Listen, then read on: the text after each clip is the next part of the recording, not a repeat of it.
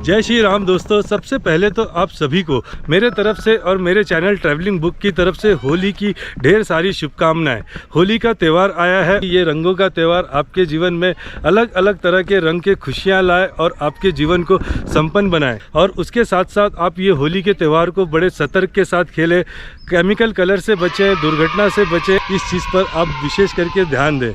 दोस्तों, मैं अपने वीडियो के माध्यम से लगातार आप सभी को एक से बढ़कर एक तीर्थ स्थान और पौराणिक ऐतिहासिक जगहों के दर्शन करा रहा हूं, जहां पर प्रभु श्री राम अपने वनवास के समय पर गए थे। और आज के इस वीडियो में मैं आया हूं कर्नाटक राज्य के मैसूर शहर से लगभग 50 किलोमीटर दूर एक पौराणिक और ऐतिहासिक गाँव मेलुकोटे में। मेलुकोटे जो है ये भगवान विष्णु को समर्पित एक बहुत बड़ा तीर्थ स्थान है। सतयुग में ब्रह्मा जी के जो पुत्र थे संपत कुमार, उन्होंने यहाँ पर भगवान विष्णु की आराधना की थी। त्रेता युग में स्वयं प्रभु श्री रामचंद्र यहाँ आए थे और प्रभु श्री राम ने भगवान विष्णु की आराधना की थी। इस गांव को, इस जगह को रामप्रिय तीर्थ भी कहा जाता है, क्योंकि भगवान श्री राम का भी ये एक प्रिय स्थान था।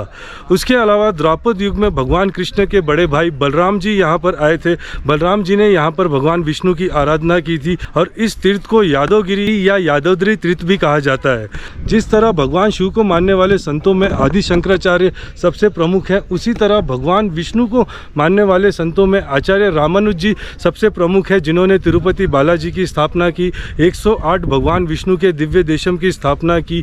ये जो जगह है मेलुकोट, ये आचार्य रामानुज जी की कर्म भूमि है। वो 16 वर्ष तक यहाँ पर थे और यहाँ पर उन्होंने चेलवा नारायण स्वामी मंदिर की स्थापना की थी, जो दक्षिण भारत के 4 पीठों में से एक प्रमुख पीठ भी है। भक्त प्रहलाद अपने पिता हिरण्यकश्यप के मृत्यु के बाद स्वयं यहाँ पर आए थे और उन्होंने यहाँ पर स्वयं अपने हाथों से भगवान नरसिम्हा की मूर्ति की स्थापना करके पूजा की थी। तो आज यहाँ पर योग नरसिम्हा का एक बहुत प्रमुख मंदिर है। ये जो तीर्थ है ये भगवान दत्तात्रेय से भी जुड़ा है। भगवान दत्तात्रेय ने यहीं इसी मेलुकोट में आके सन्यासी जीवन अपनाया था। उन्होंने इसी गांव से संन्यास लिया था। तो आज भी यहाँ पर मेलुकोट में बहुत सारे संत ऋषि आते हैं संन्यास लेने के लिए। यहाँ पे एक स्थान है जहाँ पर सारे ऋषि संन्यास लेते हैं।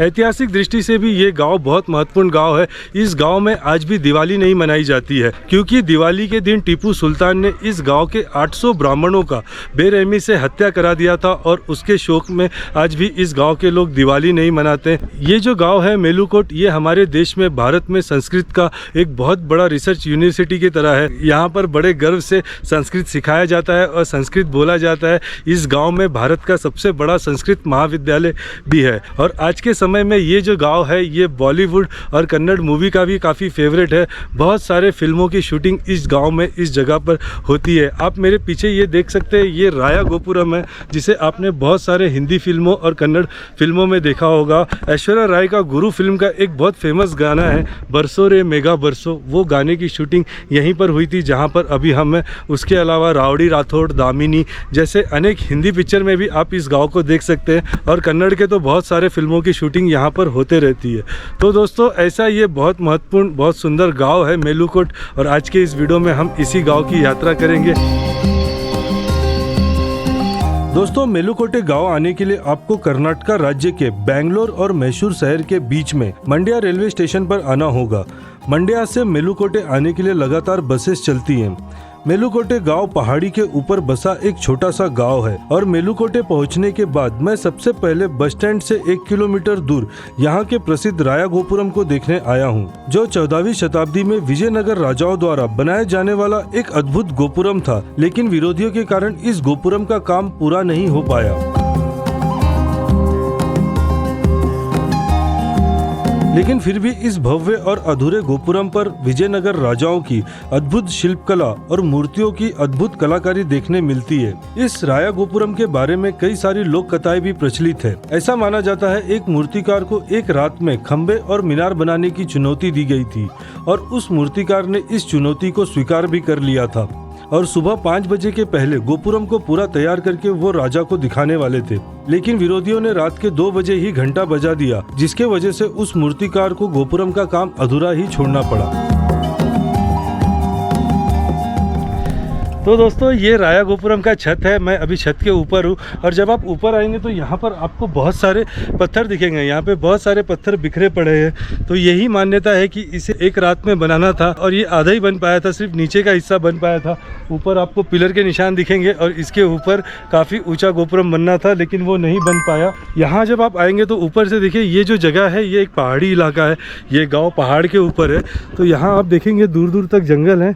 नीचे यहाँ पे कावेरी नदी बहती है। ये आगे कावेरी नदी है और कावेरी नदी के यहाँ पे अब आगे गांव है और वहाँ पे वो योग नरसिम्हा मंदिर है ऊपर पहाड़ के ऊपर। हम उस पे भी जाएंगे और ये गोपुरम का ऊपर वाला भाग है। और जब आप ये राया गोपुरम के दर्शन कर लेंगे, यहाँ पे आने के लिए दोनों तरफ से प्रवेश द्वार है। आप वहाँ से आते हैं, देखिए पीछे भी एक गेट है। आप वहाँ से यहाँ आते हैं, बस स्टैंड वगैरह सब आगे है। वहाँ से आप ये राया गोपुरम देख के ये एक रास्ता यहाँ से आगे जाता है। इसी रास्ते से आपको आगे जाना है।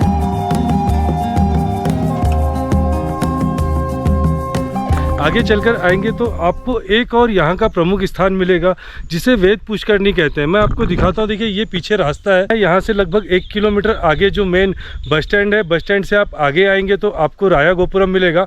और राया गोपुरम के बाद आप यहाँ आगे आएंगे तो आपको यहाँ का जो प्रमुख स्थान है वेद पुष्करणी मिलेगा। पहले मैं आपको वेद पुष्करणी दिखा दूँ तो यहाँ देखिए बिल्कुल रोड के पास में यहाँ पे एक सरोवर है और यहाँ पर पक्के घाट बने हुए हैं, सीढ़ियाँ बनी हुई है। वेद पुष्करणी की ऐसी मान्यता है, भगवान दत्तात्रेय ने इस जगह पर, यहाँ पर एक शिला है, उस शिले पर बैठकर सन्यासी जीवन को अपनाया था। इसी जगह पर सन्यास लिया था।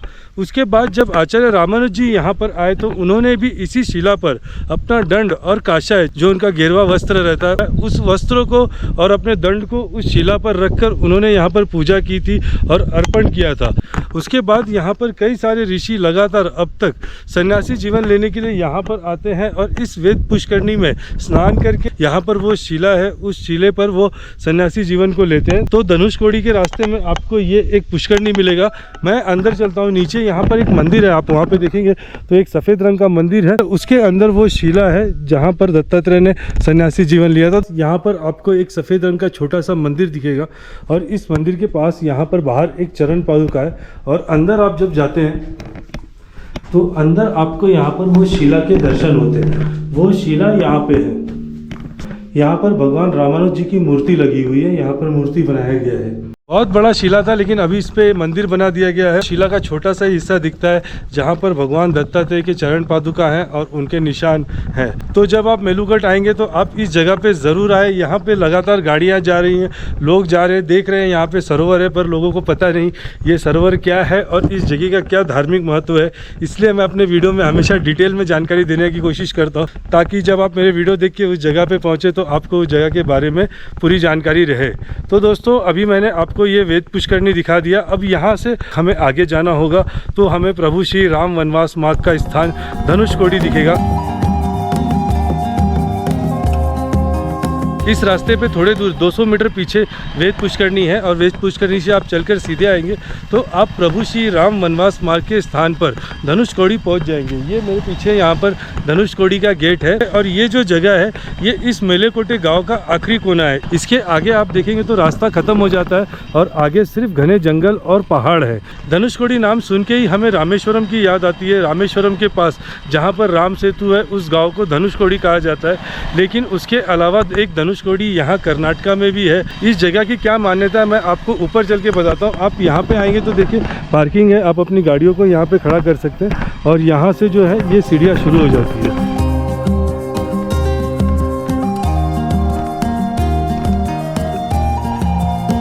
ये जो जगह है ये ज़्यादा ऊंचाई पे नहीं है। शुरुआत में ही आपको 80 से लेकर 100 सीढ़ियाँ मिलती हैं। उसके बाद आपको सीधा रास्ता मिलेगा और सीधा ही चल के आना है आपको। ये आप पीछे देखेंगे ये सीधा रास्ता है जब आप सीढ़ियाँ चल के ऊपर आते हैं तो।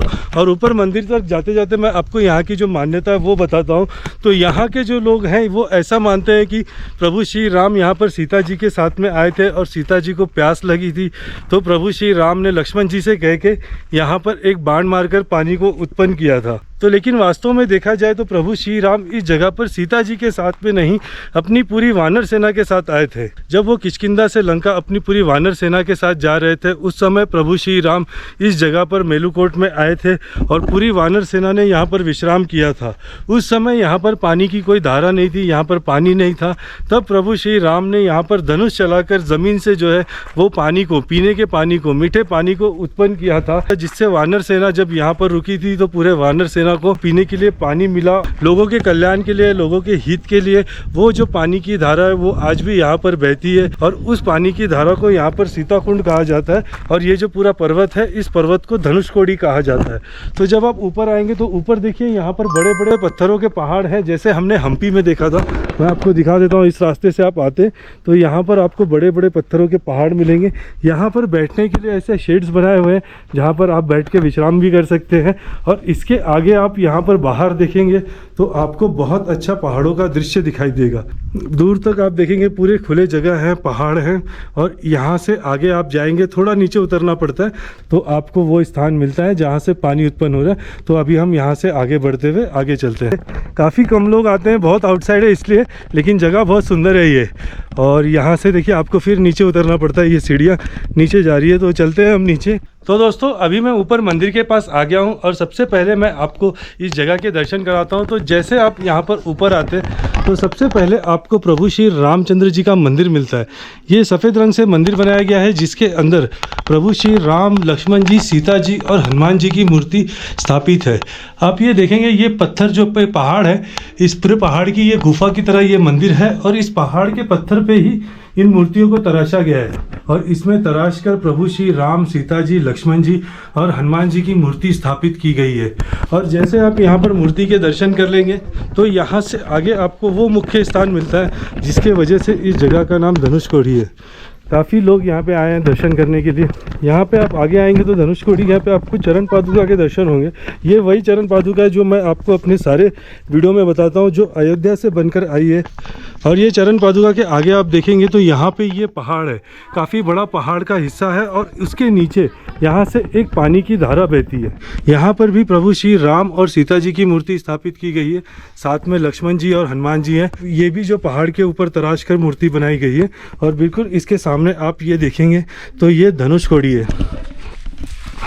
और ये ऐसी मान्यता है कि ये जो जलधारा है ये प्रभु श्री रामचंद्र जी ने अपने बाण से उत्पन्न किया था। जब वो यहाँ पर आए थे और वानर सेना को प्यास लगी थी, उन्हें पानी पीना था, तो प्रभु श्री रामचंद्र जी ने बाण चलाकर यहाँ पर इस जलधारा का उत्पन्न किया। और ये जलधारा आज भी यहाँ पर बहती है और यहाँ पर मीठा पानी आता है। और ऐसे कहते हैं जो लोग यहाँ पर आते वो इस पानी को पीते हैं।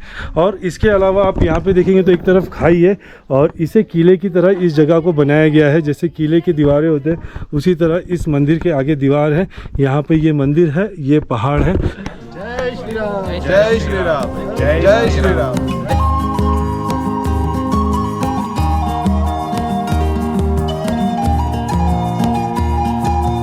तो दोस्तों अभी मैं यहाँ मेलुकोटे के सबसे प्रमुख मंदिर चेलुवा नारायण मंदिर में हूँ। ये जो मंदिर है चेलुवा नारायण मंदिर, यही यहाँ का प्रमुख मंदिर है जो भगवान विष्णु को समर्पित है। मंदिर के मुख्य गर्भगृह में वीडियोग्राफी अलाउड नहीं है, इसलिए मैं इस मंदिर की जानकारी आपको यहीं बैठे बैठे देता हूँ। और यहाँ मंदिर के अंदर बैठना भी काफ़ी अच्छा लग रहा है। तो इस मंदिर का जो निर्माण है पहली बार हौसल्या राजाओं ने किया था। और उसके बाद जब विजयनगर साम्राज्य की स्थापना हुई तो विजयनगर के साम्राज्य के राजाओं ने इस मंदिर को भव्य और सुंदर रूप दिया। और अभी जो आप मंदिर का निर्माण देखेंगे ये विजयनगर साम्राज्य के द्वारा ही किया गया है। जब आप मंदिर के मुख्य गर्भगृह में दर्शन करने जाते हैं तो आपको यहाँ पर भगवान विष्णु की दो मूर्ति के दर्शन होते हैं। एक जो है भगवान विष्णु की उत्सव मूर्ति है जो धातु की बनी हुई है। तो पहले आपको धातु के मूर्ति के दर्शन होंगे, उसके बाद आप आगे आएंगे तो आपको मुख्य जो शालिग्राम के पत्थर से, काले पत्थर से बनी हुई भगवान विष्णु की भव्य मूर्ति यहाँ पर स्थापित की गई है। आप यहाँ पे दर्शन करने आएंगे तो चिलवा नारायण की उत्सव मूर्ति और मुख्य मूर्ति के साथ में आपको यहाँ पर एक एक यदोत्री लक्ष्मी जी के दर्शन होंगे। यदोत्री लक्ष्मी जी का भी यहाँ पर मंदिर के अंदर मुख्य मंदिर है। उसके अलावा यहाँ पर वारा जी का मंदिर, आचार्य रामानुज जी का मंदिर, ऐसे यहाँ पे अनेक मंदिर हैं जो आपको इस मंदिर के प्रांगण में मिलेगा। तो दोस्तों ये है यहाँ पर चिल्वा नारायण मंदिर। अब हमने यहाँ के दर्शन कर लिए। अंदर वीडियोग्राफी अलाउड नहीं है, इसके लिए मैं अंदर से नहीं दिखा पाया। तो अब हम यहाँ से चलते हैं और आपको मैं यहाँ का जो दूसरा प्रमुख स्थान है उसके दर्शन कराता हूँ।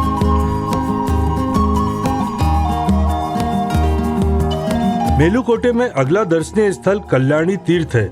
ईश्वर संहिता के अनुसार भगवान कृष्ण ने वारा का अवतार तब लिया था जब उन्होंने पृथ्वी को विश्व के महासागर से बाहर निकाला था, और ऐसा करते समय उनके शरीर पर लगे कुछ पानी के बूंदे मेलुकोटे की एक पहाड़ी पर गिरे थे, जिससे कल्याणी तीर्थ का निर्माण हुआ। पद्म पुराण में भी कल्याणी तीर्थ का उल्लेख मिलता है, और मत्स्य पुराण के अनुसार भगवान विष्णु के वाहन गरुड़ ने भगवान विष्णु के ग्रह श्वेत द्वीप से सफेद मिट्टी लाकर कल्याणी तीर्थ में जमा किए थे। ये भव्य तालाब का निर्माण आज से 1000 साल पहले विजयनगर साम्राज्य के दौरान हुआ था, और ये कल्याणी तीर्थ मंड्या जिला का सबसे बड़ा तालाब है, जो मेलुकोटे के बस स्टैंड के बिल्कुल सामने है।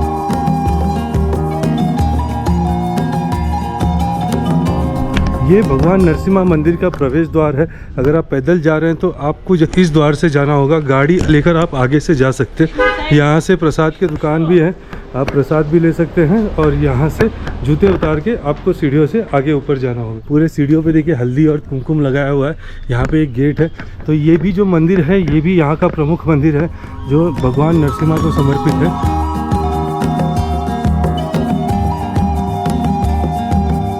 तो दोस्तों अब मैं सारी सीढ़ियाँ चढ़कर ऊपर योग नरसिम्हा मंदिर के पास पहुंच चुका हूं।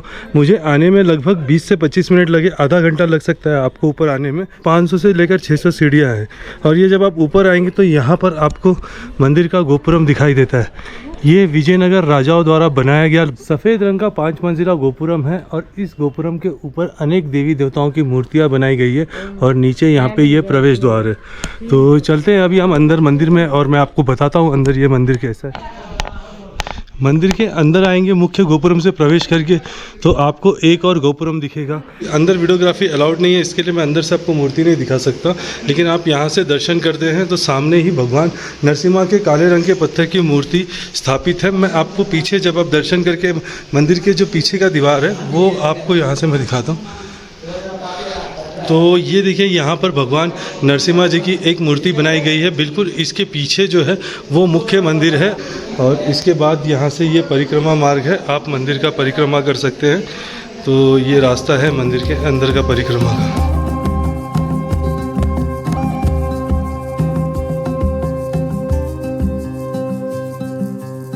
तो दोस्तों ये हैं यहाँ मेलुकोट के कुछ प्राचीन तीर्थ स्थान जो आज मैंने आपको दर्शन कराए। अगर आप कभी मैसूर या बेंगलोर की तरफ आ रहे हैं तो आप इस प्राचीन तीर्थ स्थान पे ज़रूर आए, और यहाँ पर जितने भी मंदिर हैं इन सारे मंदिरों का दर्शन करें। यहाँ का जो वातावरण है बहुत ही शांत और बहुत ही अच्छा वातावरण है। जब से मैं यहाँ पर आया हूँ इस गाँव में बहुत ही शांत यहाँ पर लग रहा है, और सारे मंदिर के अंदर की जो वाइब्स है, जो ऊर्जा है, बहुत शांति वाली है। आपको यहाँ पर आके काफ़ी अच्छा लगेगा। एक दिन आप यहाँ पे रह सकते हैं। जो मैंने आपको वीडियो में दिखाया ये तो यहाँ के प्रमुख स्थान है, लेकिन जब आप इस मेलुकोट गांव में घूमेंगे तो आपको जगह जगह पर पुष्करणी और जगह जगह पर मंदिर, तीर्थ, आश्रम, धर्मशाला मिलते रहेंगे, दिखते रहेंगे। और उसके अलावा भी जब आप यहाँ से थोड़ी दूर तक जाएंगे 5-10 किलोमीटर की दूरी पे, तो आपको डैम मिलेंगे और वाइल्ड लाइफ सेंचुरी मिलेगी जहाँ पे आप जंगली जानवरों को देख सकते हैं। ऐसे बहुत सारी चीज़ें हैं यहाँ पर मेलुकोट के आसपास, और आप एक दिन में इन सारे जगहों को घूम सकते हैं। तो दोस्तों आज के इस वीडियो में हम प्रभु श्री राम वनवास मार्ग पर स्थित एक और प्रमुख तीर्थ स्थान मेलुकोट के दर्शन कर लिए, और मैंने आपको मेलुकोट के दर्शन कराई। मुझे उम्मीद है आज के इस वीडियो से आपको मेलुकोट के बारे में बहुत सारी जानकारी मिली होगी। अब इस वीडियो को मैं यहीं पे एंड करता हूँ। हमारे प्रभु श्री राम वनवास मार्ग यात्रा में अभी हमें आगे बहुत दूर तक जाना है। ऐसे ही मैं आपको और भी प्रमुख तीर्थ स्थानों के दर्शन कराता रहूँगा।